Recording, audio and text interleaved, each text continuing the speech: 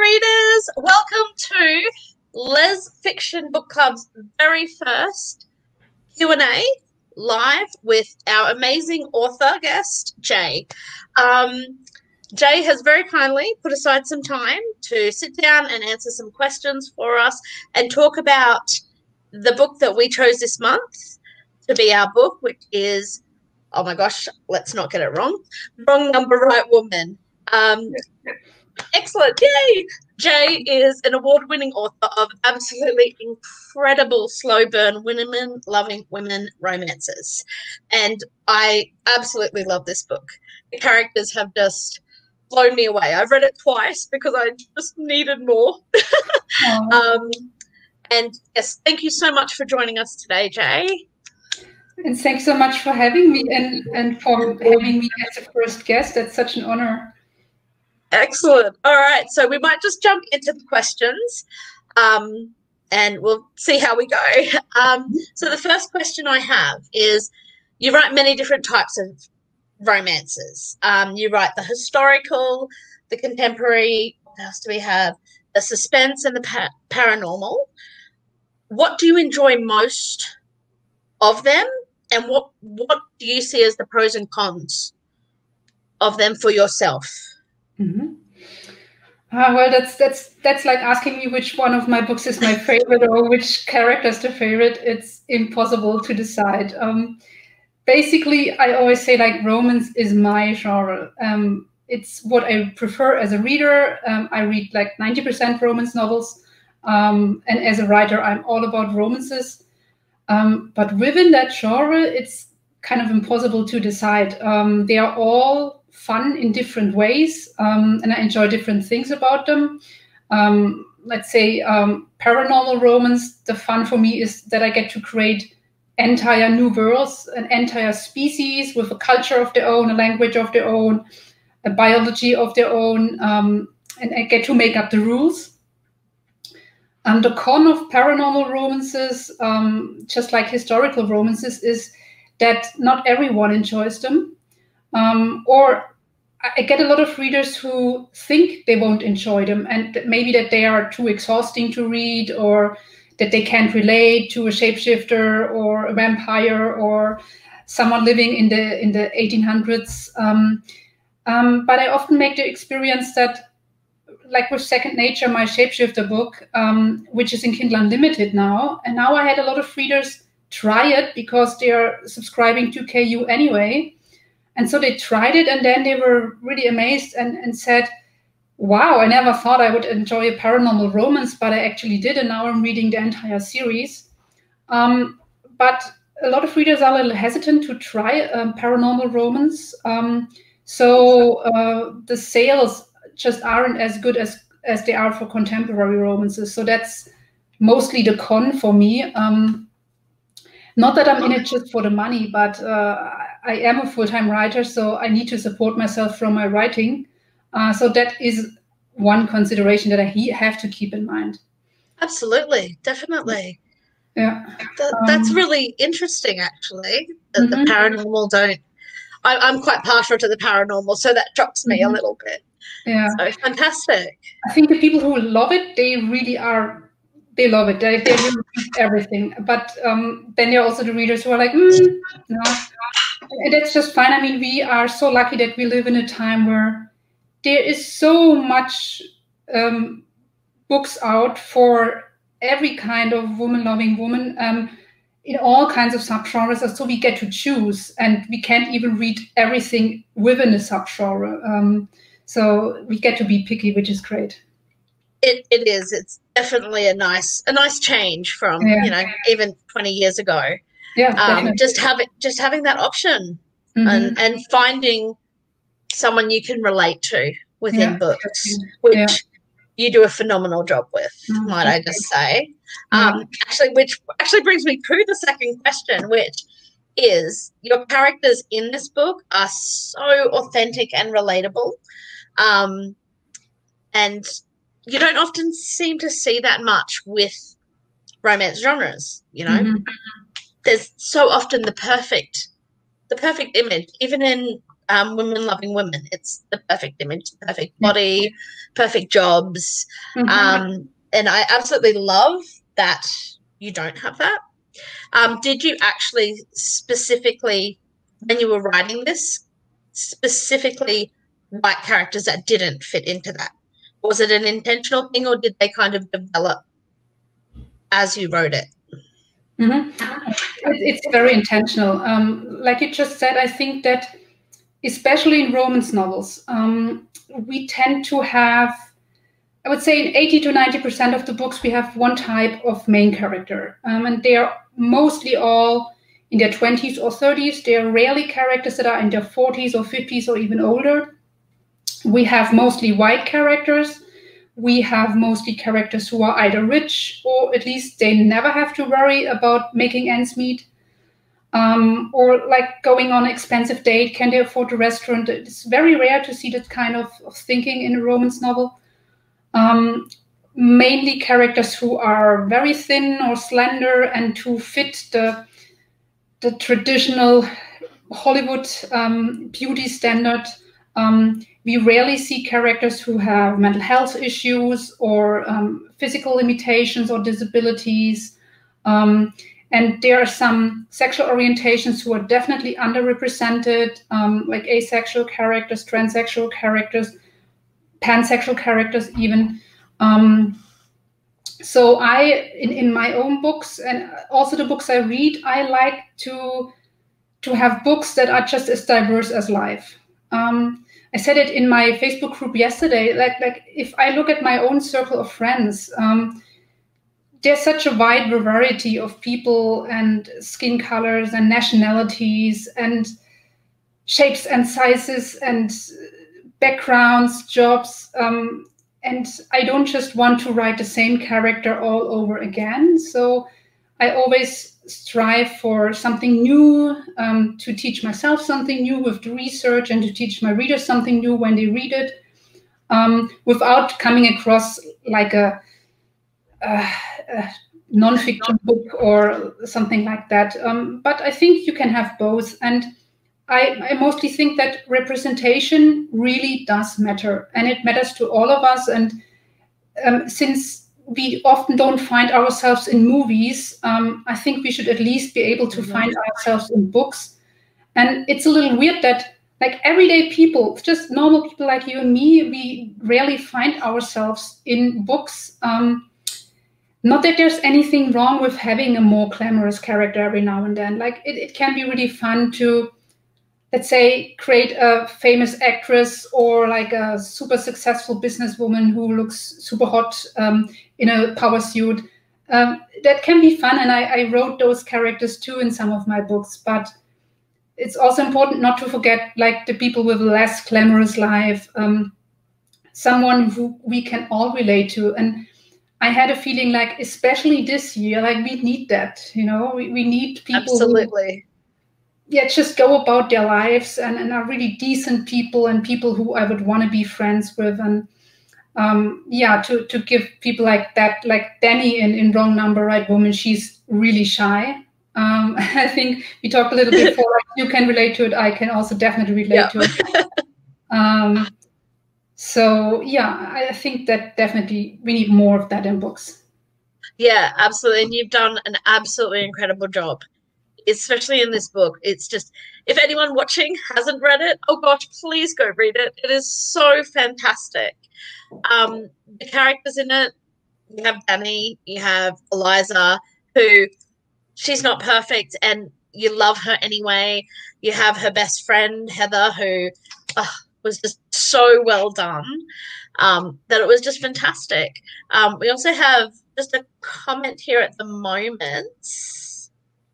There it is, from Anne-Marie, who says she loves the variety, which is just one of the things that pretty much every book I've read of yours, it's definitely something you're mastering absolutely fantastically. Sorry, so I'll move on to the next question. One of our readers also had talked about how much they love Danny and Eliza, and they just wanted to know, This is Quinn Ivans actually messaged me and asked, will we get to see any more of Danny and Eliza in future books or stories? Yeah, definitely. I'm not done with them, and they're not done with me. So definitely yes. I'm actually I just finished writing a short story about them. It's part of a project that I'm doing with 7 other Ilva publishing authors, and Quinn Evans is actually one of them. Let's see who else is there, but she doesn't know what story I'm writing for it yet. So that's so Lee Winter is in there, Lola Keeley, Chris Sett has a story, Fiona City has one, Ale Brooks has one, Cheyenne Blue. Am I forgetting someone? Yeah, well, me. I'm like, oh, shouldn't be 8 authors. So the 8 of us got together and we decided this year has been such a tough year for so many of us, and a lot of us are struggling financially and psychologically, and we wanted to do something fun for readers towards the end of the year, and so we decided we are putting together a free anthology that everyone can download, and tie it into one of our most popular novels. And so, yeah, it's titled Glimpses because it gives a glimpse of the lives of our characters. And I decided to write about Danny and Eliza because I think we want to know how their lives continue. Yeah, absolutely. That's fantastic. And that's brilliant. I cannot wait for this book. Is there a date or anything in relation to that yet? We are aiming for the end of October, so around October 28, 29, around this. It's going really well. Everyone submitted their stories and they are so wonderful. I was so amazed with what they came up. And I think you will really enjoy it. Excellent. Yeah, we will spread it on social media, and I don't think you will be able to miss it. Beyond the short story for the anthology, I would love one day to write a book for Heather, because she was such an interesting character, and I could feel like, okay, she really deserves a book of her own. And of course, then Eliza and Danny would also make an appearance, because I love tying my books to each other and having characters from previous books show up as supporting characters from other books. I think that's fantastic. It makes it all so real. And absolutely, a book about Heather would be fantastic. Would be brilliant. So what advice would you give to other authors who might be struggling, especially with this year, with everything that's going on, with finding new ideas or getting writer's block? It's funny, I personally never met a writer who struggled with finding ideas. I'm sure there must be some, but I personally have the opposite problem. I have so many ideas. I have notebooks full of ideas. And even if I am lucky enough to become 100 years and I write until my last day, I don't think I would ever be able to write all of the ideas that are swirling around in my head. But if someone would be struggling with not having any ideas what to write about, I would say a good writer is always a good observer. So observe things around you. People watch. I mean, it's a little difficult this year to people watch, but pretty much ideas can come from everywhere. Anything you read. I'm not just talking about books, like the news or social media or a fun little article. For example, the idea for Wrong Number, Right Woman came to me when I saw a tweet, and it was about a young woman who had, I think she was out shopping for a prom dress or something like that. And so she took a photo of the dress and texted it to her best friend. Also, she thought it was her best friend because it turned out she had the wrong number and the photo went to a complete stranger. And instead of saying, oh, sorry, you have the wrong number, it was some guy, took a photo of his 5 kids who are all giving the thumbs up to the dress and sent it back. And oh, that's fantastic. yeah, and I thought, oh, it's kind of cute, and I thought, what if, like that what if question is what often gets my little writerly hamster wheel going. So just observe, and the ideas, they are everywhere. It doesn't need to be something big, it can be something completely small. As for the writer's block, I think that's a problem that a lot of writers sometimes deal with. Luckily, I haven't. Knock on wood. If I did, I think the first step you should take is try to figure out where it's coming from. Because I think writer's block in reality is more of a name we put on a lot of different things, actually. Not all writer's blocks are the same. Sometimes it's actually not writer's block, it's more of a writer's burnout, if that makes sense. Absolutely. Yeah, no, definitely. So, especially for the writers who write 3, 4 or more books a year, I imagine that at one point your creative well is just empty. So I would say if that's the case, take some time off writing. Experience life, read stuff you enjoy, and take a month off and then get back to it. But if it's not that, oftentimes it's more of a plot problem, that you write yourself into a corner and don't know how to get out of it and how to continue with the story. In that case, I would say if you don't have them already, find yourself some beta readers, or editors, or a critique partner, a writing partner, and send them what you have written so far and then brainstorm with them. A lot of times other people that are not so close to the story can see it more clearly and can be like, yeah, why don't you do this or that? Or yeah.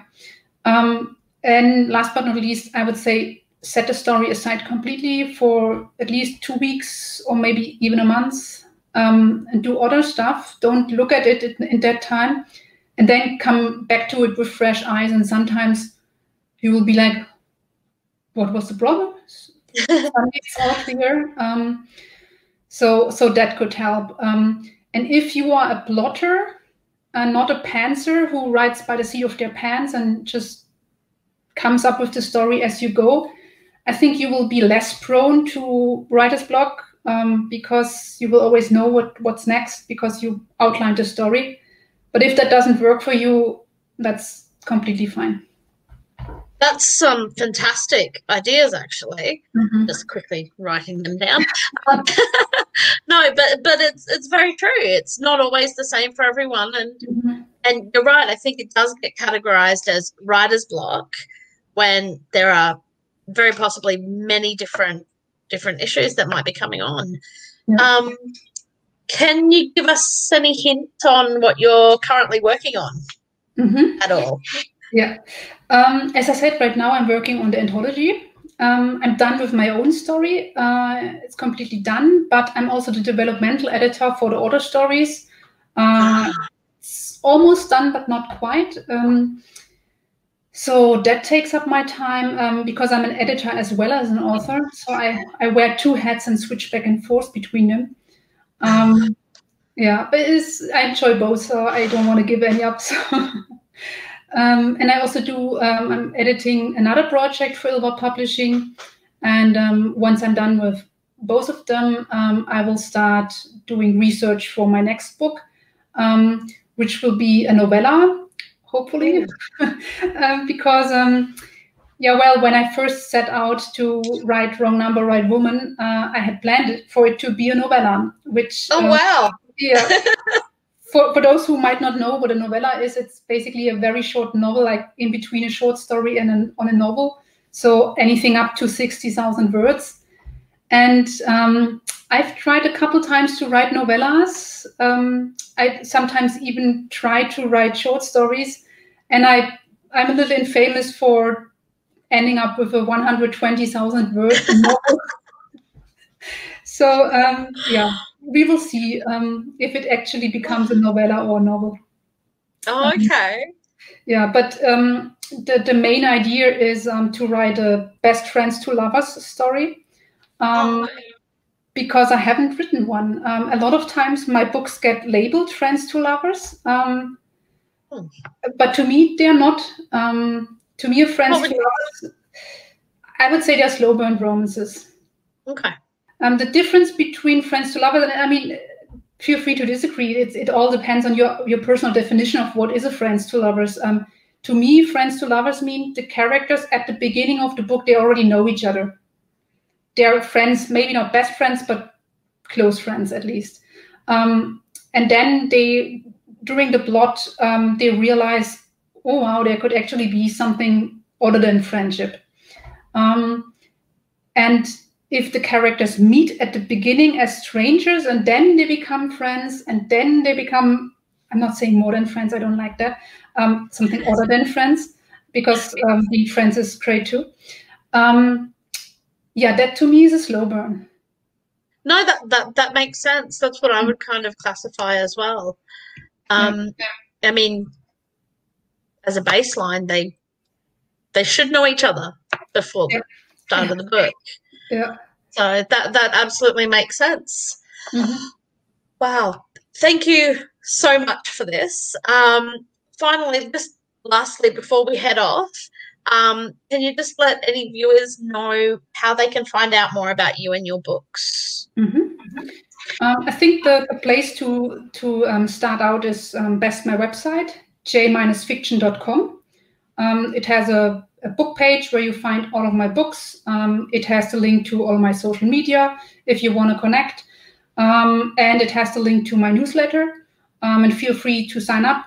It's where I will send the anthology when it's out. So yeah, feel free to look around. Absolutely. And if anyone hasn't yet read Wrong Number, Right Woman, please go get it. It is absolutely fantastic. And the characters are beautiful. There are so many sweet everyday events that happen. Sweet things like yellow highlighter sneakers, little things that will make you laugh and smile. And they just, this year, you need that kind of sweet, nice, happy feeling. And that is what this book is. It's wonderful. So thank you again, Jay, so much. Thanks so much. No worries. And yeah, can't wait to see this anthology. Yep. Thanks. Bye. Bye, everyone.